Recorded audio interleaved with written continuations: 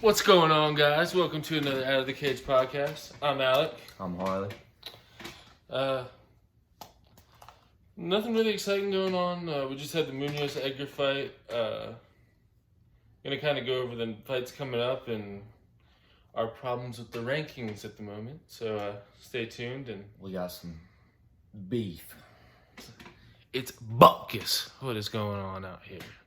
Buckus. Yeah, man, let's hop right in.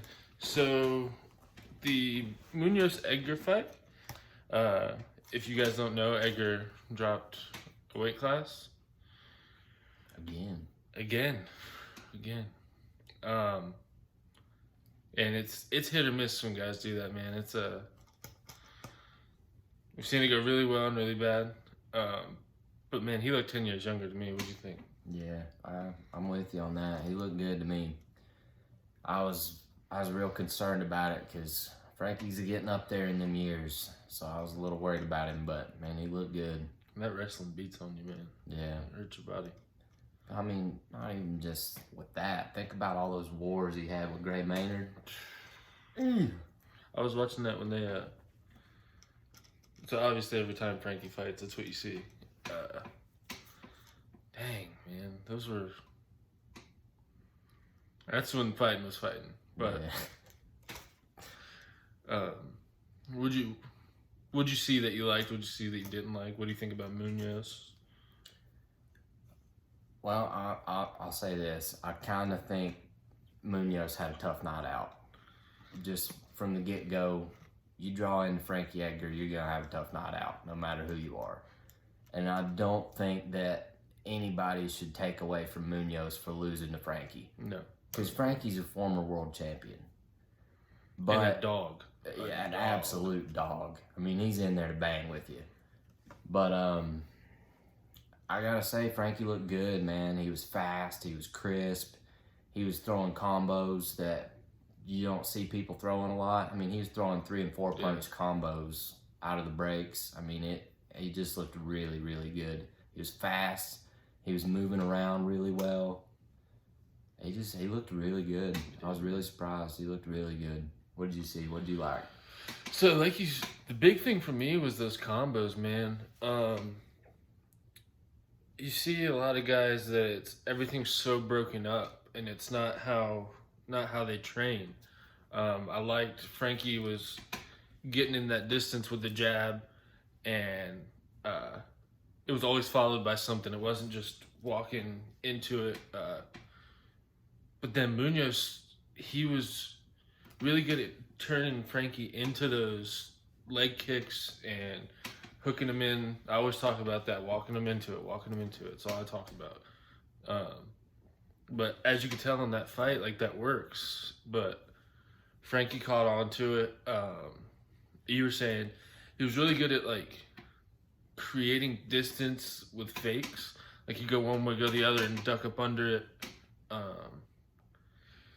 And it first round, I was like, oh, Munoz is coming out here to fight. But then you get into those later. The later it goes, the more you see who's been a champion, who's been here a while. That experience. Frankie took over, yeah. That experience, I think, really played the deciding factor there. And again, not to take anything away from Munoz, because he looked great too. I mean, That's a hard fight. Yeah, he had a tough night out. I won't try and, sugarcoat it. He did. But he was doing a really good job of hitting in that jab. I think pretty much every time he was throwing that jab, it was landing. And I mean, he throws a stiff jab. Munoz has a lot of power. But Frankie looked like he hit a lot harder. Yeah, I mean, he looked strongest. I think Munoz is just tough, man. Yeah. I think a lot of people he could have put out pretty early on, but especially in that division. Yeah, but Munoz is a tough dude. He's a real tough dude. That gives me hope in what's next for Edgar, though. Yeah, it does me too. I was thinking, his career's almost over. It's about time for him to hang it up. Mm-hmm. And Edgar's one of my favorite fighters. I've loved Frankie Edgar for a long, long time. Yeah. He's been one of my favorites to watch through the years. So for me, it was great to see him come out and put on that kind of a performance and look great doing it. And it was, I mean, I don't know, man. Frankie, just like I said, he looked 10 years younger. It really showed his endurance, like not just cardio wise, but like his ability to get hit and just keep pushing through it. His chin is still there, which I didn't expect it to be, honestly. Yeah. Yeah. Honestly, you don't really see that a lot. In you guys like fighters his over age. Yeah, you don't see it much. So I'm sure we'll be talking about him more in a later podcast. But yeah, man, congrats to Frankie Edgar. And you guys know I gotta get fired up every week. It's what I like to do. O'Malley, start us off, old son. Look, man, we've already talked about this a little bit. I don't think we've talked about it on the podcast. I know we've personally talked about it, and look, I don't know what to say, to be honest with you. I'm a little upset. I don't want to say that O'Malley was a hype train, and I also don't want to say that Cheeto didn't deserve to win that fight. I'm kind of stuck here because, look, Cheeto came out, he did what he needed to do. He got a win. You can't take that away from the guy. Also, did O'Malley have an injury coming in, or did Cheeto cause that injury? And then also, what's up with the stoppage? I'm not personally mad about it. I know some people are. But there's just a lot going on with that fight that, a lot of people aren't necessarily digging into, I think. Get excited. What you got? I don't think Cheeto beat him. Yeah, I said it. I think Sean O'Malley beat himself, whether it be he came in there already on a full injury, but he was hurting. And I think when he jumped and rolled on that ankle, granted, it doesn't matter how you win if you win, but Cheeto came out there like big tough guy. Bro, you didn't win. O'Malley beat himself. I think a healthy O'Malley, it's not even a competition. But I could be wrong. I don't think I am. But the thing that gets me fired up the most is you got O'Malley, who's 12-1 now. Not even in your top 15. Yeah. We're going to get into the rankings at the end of the podcast because we were looking through them earlier, and it's just the things I'm seeing just don't make sense. I don't know how you win 12 fights in a row and you're not top 15. I don't know, man. I don't know. I feel like once you start getting on those streaks, it should take you further. I'm not worried about O'Malley, man. I think he comes back stronger, better, and he blows through Cheeto. That's where I'm thinking. But, things happen, man. Injuries happen. Who knows? This healthy Santos could be John Jones, maybe. Anything can happen. But I just don't think... I'm sure Cheeto made it worse, but I don't think it was Cheeto that won the fight. I think it was a mix of other things, but hey, man, you get it how you live. You win how you win. We'll see, though, man. We'll see. I'm excited for O'Malley still. I don't think that changes much. Yeah. Then you got... Now that's out of the way. Anthony Smith and Rakic. Is that how you say it? Rakic? I think it's Rakic. Mm-hmm. Yeah, whatever it is. That's next weekend, right? I think we say that's the next fight night. Yes, it is. Smith versus Rakic. Anyway, whoever Anthony Smith's fighting, whatever this dude's name is, I got Anthony Smith. See, I'm concerned. Anthony Smith could have just had a bad night out with Glover. And I think in the past, I don't know, I guess it's been 3 months. It's a lot to go through, man. Somebody broke in your house, you take probably the worst loss of your career. Man, that's stress that you don't need. Um, don't get me wrong, Anthony Smith is tough as nails, dude. Yeah. That's a dog you're fighting. Yeah. I don't know enough about the other guy to really make a call. I know I've seen him. And it goes back to the experience, like we said with Edgar. I think Anthony Smith comes out on top simply because he's been there. This ain't his first rodeo. Yeah. I'm kind of excited for it, man. What do you think? Yeah, I mean, I'm an Anthony Smith fan myself, so anytime he's fighting, I'm excited about it. But I think it'll be a good fight. I mean, from what I've heard about Rakic, he's got a lot of power, throws big, heavy shots, and What I like. Also. that's what we like to see. We like a brawl, So, I did hear Anthony Smith talking about it earlier this week, and he thinks that he's just going to out-technique this guy. He's just going to let him wear himself out, and he's just going to chip away and use technique and experience to get him out of there. That brings up a good point, man. Anthony Smith is very, very good at sticking to the game plan. If it ain't broke, don't fix it. I see a lot of that in him, and that wins your fights like these. So, like I said, man, I think Anthony takes this one. Now this next fight, I don't know if you're as excited as I am, but I am. Whew, Lawler and Magny. I'm sure you guys have heard me say it in some of the earlier podcasts. Magny's a dark horse. He super tall, super long. Probably some of the best cardio in the UFC right now. Just needs a little time to get there. This will speak a lot if he can beat Robbie Lawler, man. Yeah. What do you think? I think you're absolutely right. If Magny can come out and he can get one over on Robbie Lawler, that's kind of got to It's a big deal. Jump his career off. I mean, I'm not saying he doesn't already have a big name because he's already a fantastic fighter, but getting a win over a former champion like that, especially Robbie Lawler, who's been around as long as he has, that's got to jumpstart some things. That's got to put you into title talks. Has to. This breaks the shell. This is where Yeah. This is where boys become men. And if I'm Neil Magny, Robbie Lawler, man, I don't care who you are. You could be a heavyweight and fighting Robbie Lawler. You better be ready. Yeah. That dude will fight you. Yeah.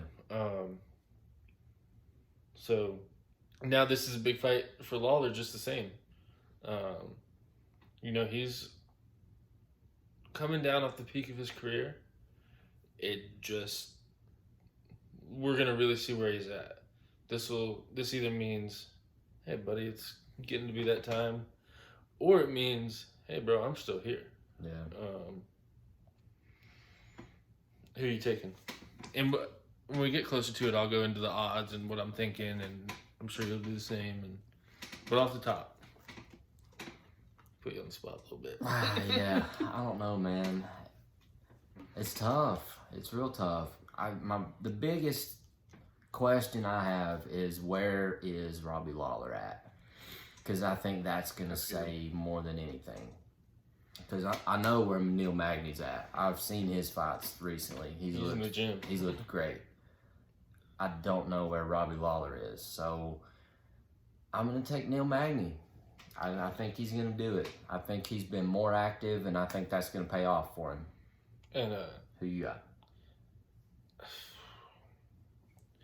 I'm going to go Magny.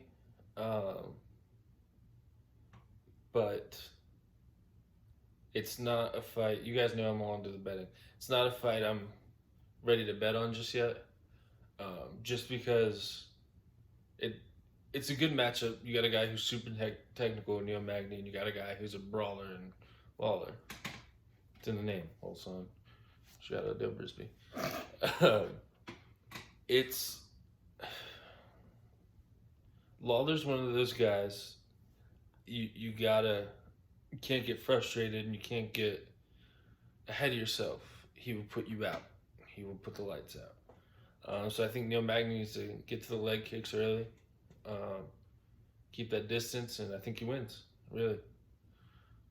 But it only takes one from Robbie, man. Yeah, he hits like a truck. Anything else on that one? I mean, we'll dig more into it the closer we get, because right now, like I said, I don't know a whole lot about either guy, to be honest with you. I know Neil's been active and Lawler's kind of been out, but we'll see what happens. Yeah, can't count the dude out, so we'll see what happens the closer we get. Now this brings me to, again, we'll get into the rankings more. This is a fight I'm super, super excited about. This is a fight. I think you got two grown, tough men fighting. Santos and Teixeira, baby. Yeah. What do you think? It's going to be a banger. It's going to be a banger. 'Cause you got Santos, who is right up there when you talk about people who have given John Jones a run for their money. And Glover, who's just been on a tear lately. An absolute tear. I mean, just been smoking dudes. I mean, he beat Anthony Smith so bad I had a hard time watching it, okay? That one was tough. It was rough. It was rough to watch. I mean, you got Anthony Smith spitting his teeth out and handing them to the ref. And then you're apologizing mid-fight like, I'm sorry, man. He's somebody I love to watch. He's a dog. He's in there to fight, and he's going to punch in your face, whether it's on the ground or it's on the feet. He's going to punch in your face. And it's genuine. He's there to fight you. Yeah. Leave all the talking out of it. He's here to fight. Yeah. I think Santos has trouble on the ground with him, man. Teixeira's probably one of the best grapplers I've seen. And again, it's an experience thing. Dude's been fighting years now. Yeah. But then again, Santos hits like a Mack truck. You think he goes the distance? I don't think so. I don't either. No. I think one way or another, we're going to get a finish in that fight. I don't see that one going all 5 or all 3 or whatever it ends up being. I'm saying Teixeira by submission in the 3rd. You heard it here first. You heard it. First round knockout. Yeah, man, we'll see. We'll see. Like I said, we'll get more into these. We just happen to be looking through, and they've announced a few fights that are. I'm excited for. Yeah, and a lot of these have only been announced in the past few days, Right. so we're still getting information as you guys are. So we don't really have a whole lot to bring to the table in terms of stats and betting odds and stuff like that. But we'll get more into it the more, the closer we get to some of these fights. The fight my man's most excited for. Oh yeah. And to be honest, I'm pretty excited too. Colby Covington and Tyron Woodley. This is a big, big deal, man, for that weight class. This is big. Yeah.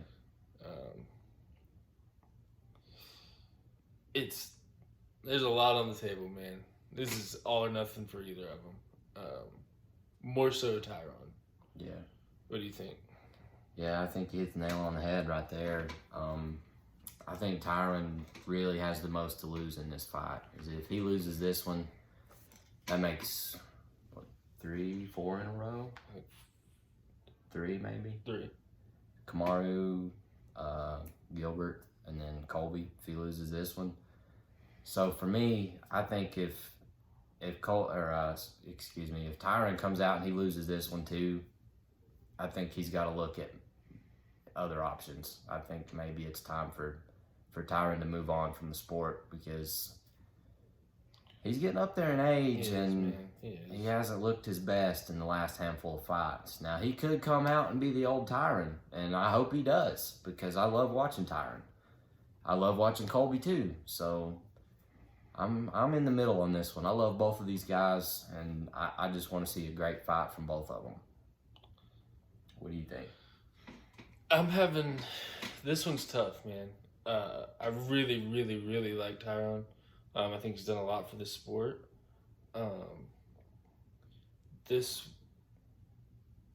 I don't want to see him be one of those guys that we forget about because he takes all these losses.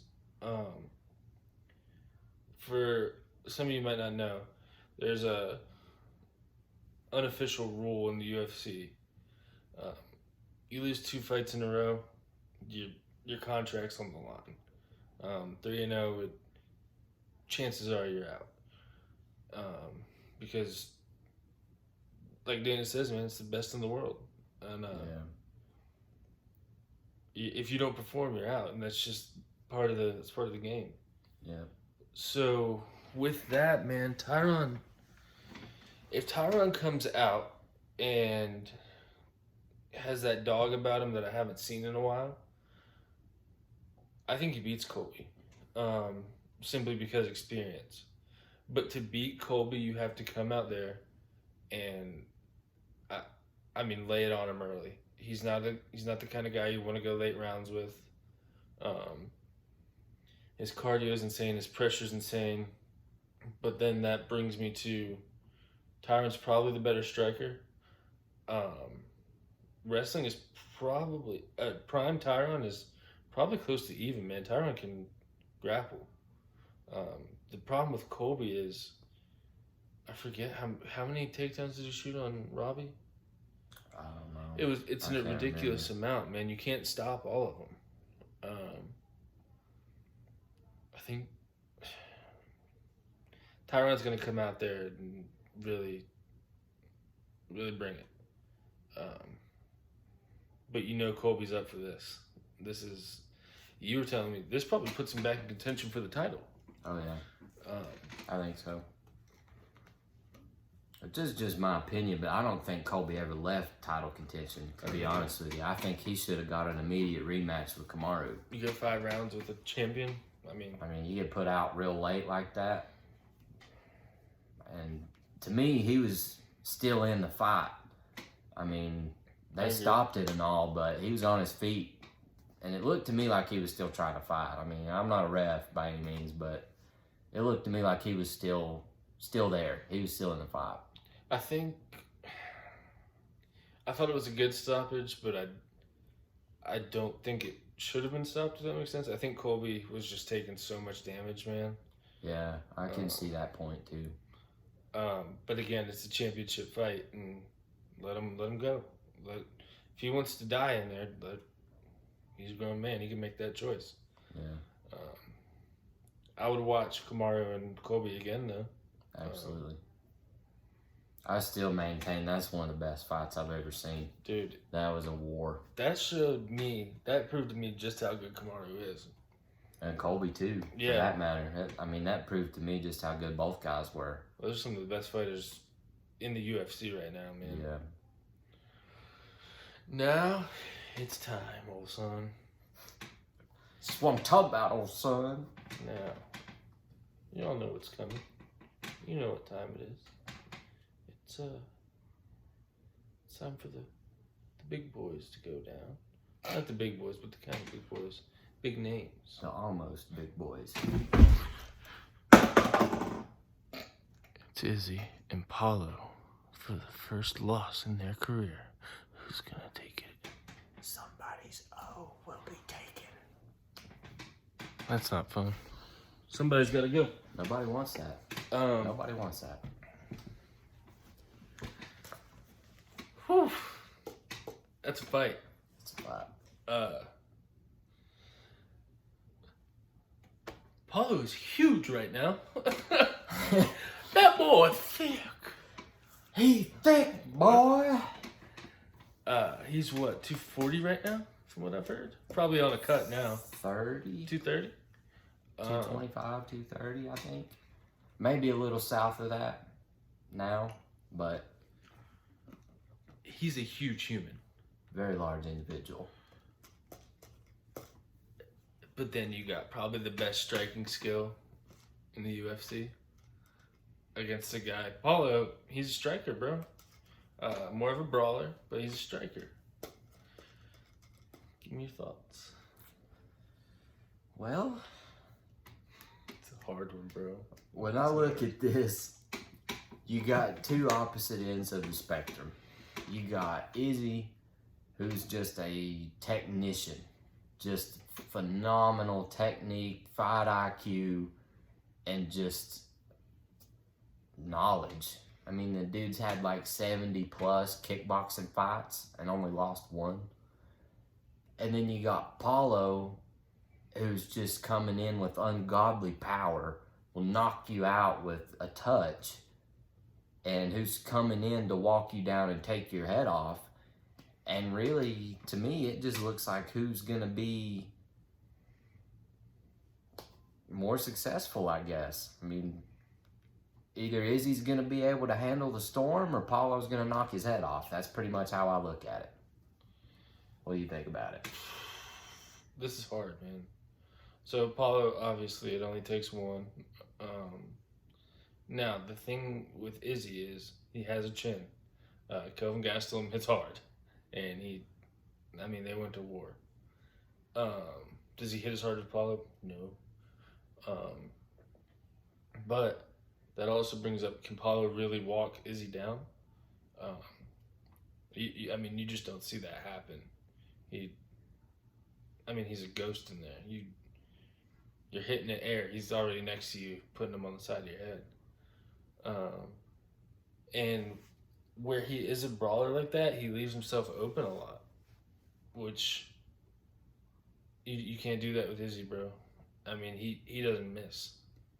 He puts him right where he wants him. Yeah. So I think Izzy just has a different mind. I think you'll kill him before anything else. And I think Paulo, I think he's taken a lot lighter than he should. So I'm taking Izzy. But again, another fight I'm not excited about betting on. Yeah. Paulo's huge, bro, and he hits so hard. But it's skill versus power. We see it all the time. Who you taking? I don't know. I think I'm gonna take Izzy because I think if somebody is gonna beat Izzy, they're gonna have to be able to take him to the ground and either get a submission or just control him on the ground and beat him up. You're not gonna outstrike him, and you're definitely not gonna outpoint him in a striking match. You're just not. Nobody's gonna be able to do that. One dude did in kickboxing, and you could argue that he just got caught. Mm-hmm. So you're not going to tell me that Paulo's going to come out here and he's going to outstrike Izzy for 5 rounds. That's not going to happen. So, yeah, I guess I'm taking Izzy. Now, don't get me wrong. It could be a first-round knockout for Paulo, dude. We don't. Could happen. I have a lot of faith in Izzy, man. I wish that Romero fight would have told us more. Yeah. But I've seen enough to know where he stands as far as skill. Yeah, I'm with you on that one. I really wish we could have seen a lot more out of the Izzy Romero fight. That was pretty disappointing. But if he would have came out there and just kept away from Romero and it would have been a real fight, I wouldn't have question. You know what I mean? Because Romero's the strongest guy in that division. And that's another thing, man. Izzy 8 shots from Romero, the few he did. yeah, that's a fair point. So it's going to be harder for Paulo to knock him out than he thinks. We'll just have to see how it goes. And again, guys, we'll get into it more. Just kind of doing a little announcement for it. And getting excited. Get you guys ready for it. Yeah, give you our initial thoughts. Now, I'm frustrated. We're gonna move back into our fired up section here. I don't understand. I follow this sport pretty regularly, and listen, I'm not always right. I'm not perfect. I'm close. I'm very close. No. We're like perfect is here. We're like I'm like touching. we're right right here. on the brink. Okay, we're right here. Like if you want to watch a podcast, this is probably the one to watch if you're a fight fan. Because Just saying, we said it. I'm gonna give you more than Rashad Evans does. Harley's gonna give you more than Rashad Evans does. Paulo's bigger, so he's gonna win. That's what I heard. I don't know. Izzy's taller. He should. I think he'll take this one. He's just taller. He's the taller guy. Yep. Forget the skill. Anyways, I'm getting frustrated. At Rashad Evans. I don't want to fight you, then, man. No, man, we don't We're want no cool, beef. we're cool, We're bro. we'll talk online, but I'll shake your hand in public. Yeah, I'm like hug you because we got the same last name and you're a good fighter. Yeah. But on Twitter, bro, it's No punches pulled, dog. That's all I'm saying. None. I just, like I said before, we're getting into the rankings, and I'm frustrated with it, and I'm sure you're the same. Yeah. Doesn't make sense. So you got the number 8 guy fighting the number 3 guy for a title because it's vacant. The big one right now for me is Jones moving to heavyweight. Where do you put him? I don't know. I would say give him JDS, but I know that won't happen. So maybe a Rosenstrike. So will you look that up, this ranking? Yeah. The way it's going is you got these guys that are coming off of losses higher than guys that are on these huge win streaks. Like Rosenstrike is ranked higher than Derek Lewis right now. And Derek Lewis hasn't lost in a second. And he beat Francis Ngannou. But Rosenstrike just lost to him. It doesn't make sense. So right now you have Stipe, Francis, Blades, DC, Rosenstrike, Lewis, and then the rest doesn't really. I don't care. I don't care.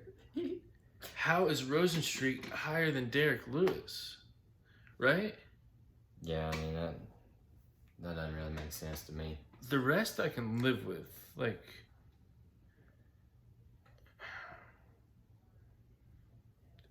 I think Derek Lewis and Rosenstrike should fight, and then Curtis Blades and whoever loses in the Stipe Ngannou fight, because DC's gone. We'll see you later, old son. Yeah, I don't even know why he's still there. To be honest, I said it. Get mad. Go announce, bro. You're great at that. Yeah, we Spend time love with your hearing you kids. talk. Yeah.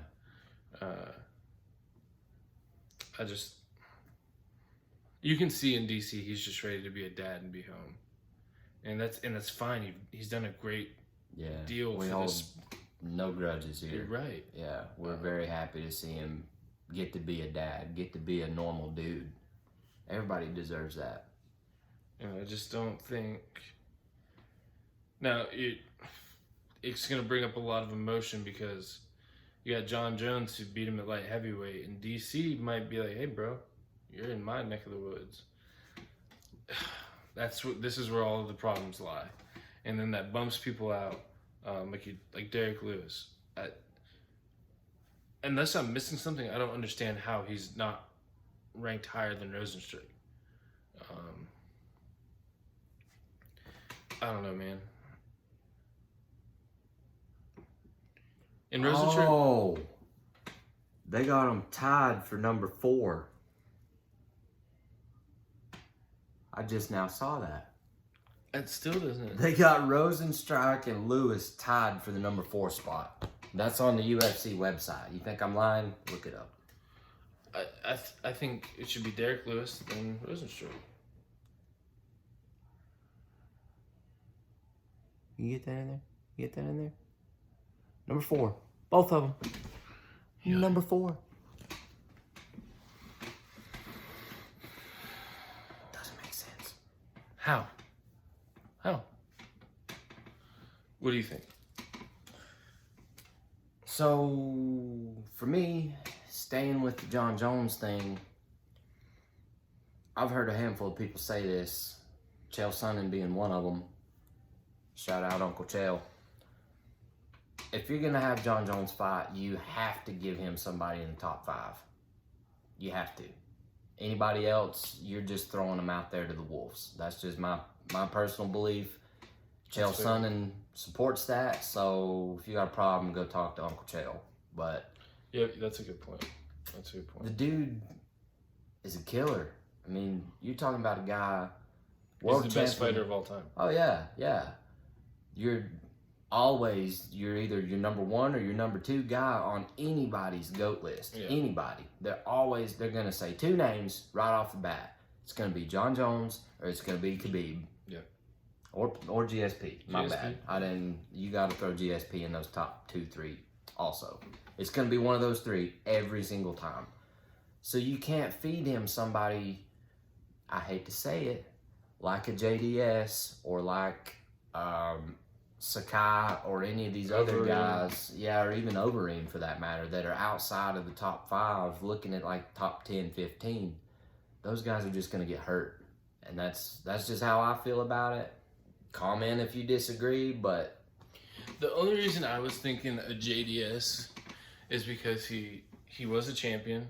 And that's a big weight jump, man. That can be like 60 pounds, you know?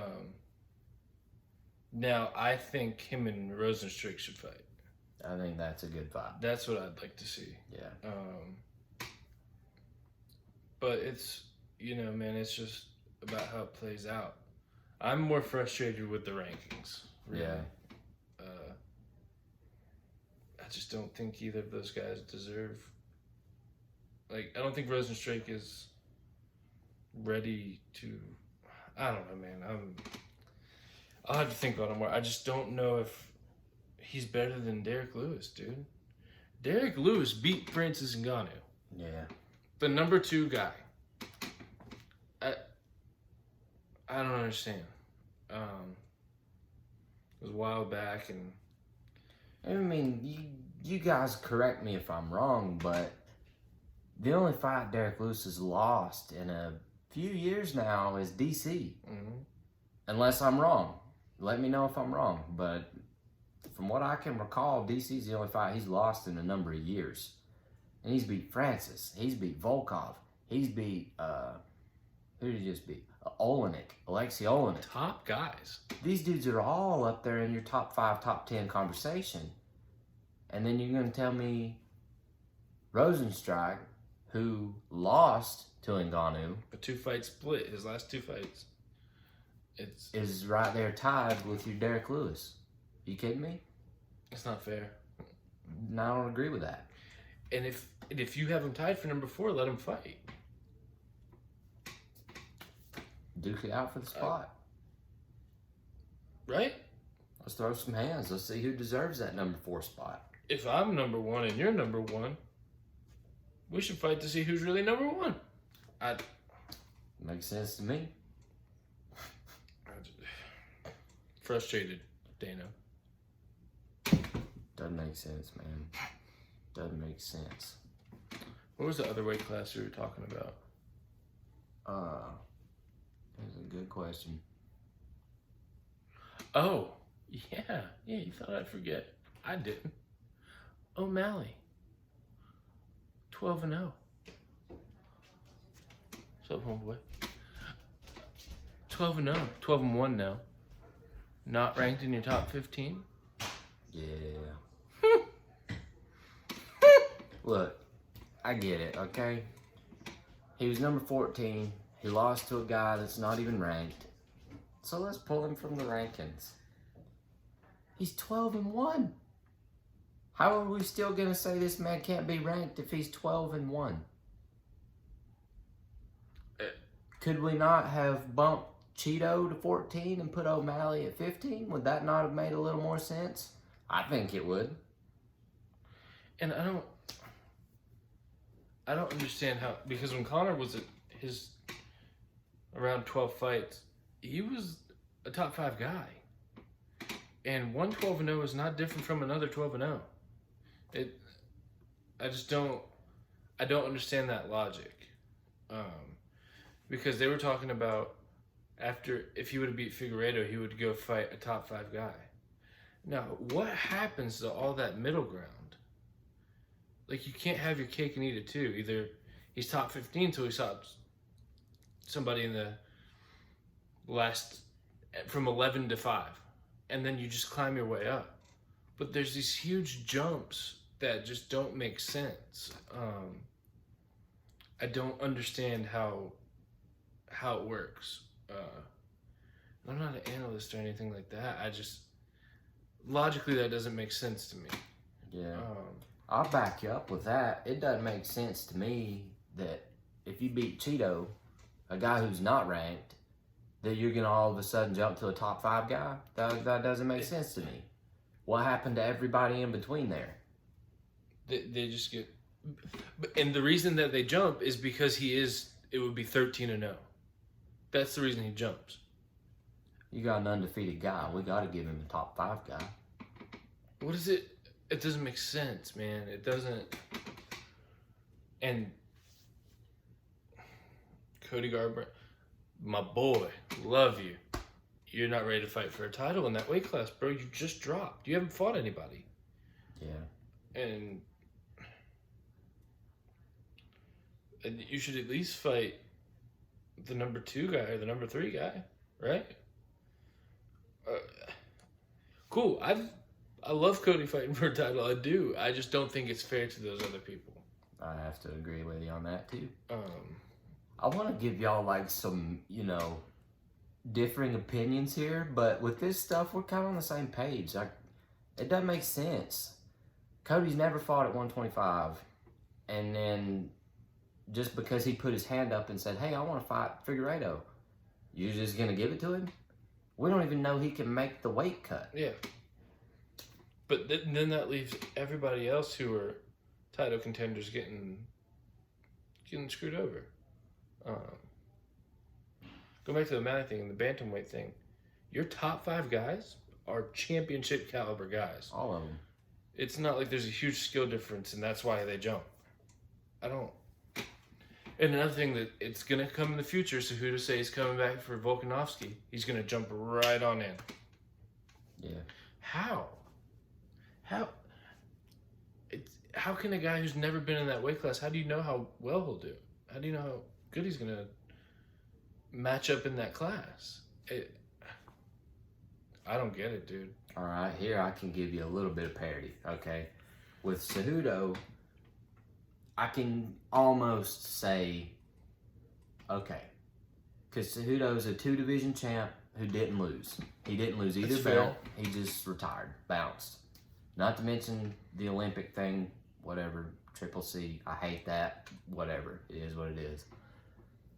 So with him, I can almost see fighting Volkanovski, but still, you've never been in that weight class before. Like, give him somebody in your top 5 and then let him fight for a title. Because that just seems unfair to me to skip everybody in that top 5 conversation and just immediately give this guy a title shot because he's calling for it and he has a good background and reputation. That just doesn't sit well with me. Not to mention that would make him jump Max Holloway, who is the greatest fighter in that weight class of all time. And I know you're going to be like, if he wants to go fight Max and then Volkanovski, sick. But he's just going to jump Max? Yeah. That's not fair. And even T-City, you shouldn't have to jump him, bro. Just because you were a champion a couple weight classes lower. Now, I see a top 5 guy, I do. But what's not to say he doesn't carry that weight well at all and gets thrashed. skill matters, but so does size. These are the problems I'm having, man. This is. I don't know. I just don't think. I think you screw a lot of people over in that process. Yeah. Hey, it's not my business. I don't make the rules. Dana does what he wants. Daddy Dana. Yeah, guys, think on that. Give us your opinions. I just think that's fair is fair.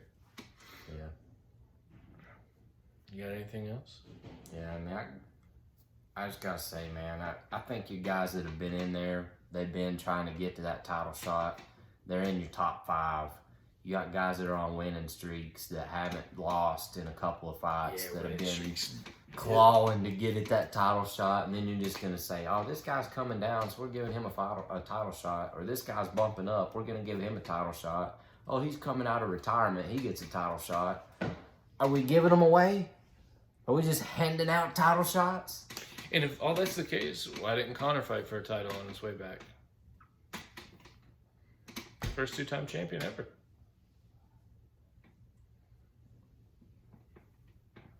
What do you think about that? Listen, man. If you're gonna be fair to one person, be fair to the other. But again, this is Vegas, baby. They don't matter. It don't matter. They do what they want. So I'm hoping something happens and you guys are like, wow, he was right. They were right. That weight makes a big difference. Man, that's a good point. Yeah. I never thought of that. Even Rashad said it. It's because he's bigger. Yeah. It's because he's bigger. That's why Rashad said it's got to be right. This is what I'm saying, guys. Use your heads. But again, we'll see. Who knows? Cejudo could go in there and blow him out, and Cody could be the best champion at 125 we've ever seen, and John Jones could dominate every weight class he wants. But it's not fair to these other guys that have been grinding in that class and preparing for that. It's kind of like if I came to where you work and I was like, hey, I was the best before at the last job, so I want to be the number 1 guy here, and I want to kind of take over everything. And they're like, yeah, sounds good. Sounds cool. And then put on top of that, you have no idea how to do the job at my job. You're doing something different than what I'm doing, but you're going to come in and you're going to be the top guy at my spot. You see where this gets a little crazy? Because each class, the techniques are totally different. Totally different. You don't see heavyweights fighting like 135 pounders. Sure, maybe there's not a huge difference in 10 pounds. I'll give you that. But there's a difference. There is. Look at Frankie Edgar. And it's DC and Khabib, they train at the exact same gym. DC doesn't wrestle the same way Khabib does. 2 totally different styles. They train with each other, train at the same gym, train with the same people. It's all different, man. It's all different, and you just gotta see where the ball lies. You can't just throw everything where you want it. I guess you can. If you're Dana White, you do what you want. Yeah. But yeah. You got anything else? I'm good, man. I'll go off on another rant. We get started again, so I'm I get good. fired up. Yeah. But guys, stay tuned. Make sure to leave us a like. Definitely a comment. Subscribe on YouTube. Yeah, guys, we'll get into all this more. We're hoping big things coming, guys. I'd love to be able to go to some of these fights and analyze them for you. But this is getting serious for us. We love it. So stay tuned.